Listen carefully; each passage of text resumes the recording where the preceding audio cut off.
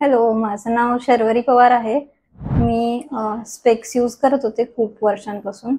पण स्पेक्समुळे कधी पावसात वगैरे गेले तर खूप पाणी यायचं, मग इरिटेट व्हायचं. रीडिंग वगैरे करताना स्ट्रेन यायचं डोळ्यावरती.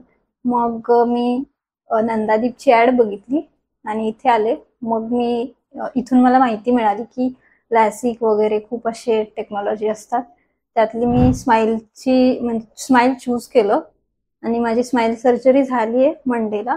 आणि आज वेन्सडे, तर आज मला सगळं क्लिअर दिसतंय, लांबचं वाचता वगैरे येतंय. ऑपरेशनची प्रोसिजर पण एकदम छान झाली. स्टाफ खूप कोऑपरेटिव्ह होता आणि ऑपरेशन अगदी 15 मिनिटाचंच होतं.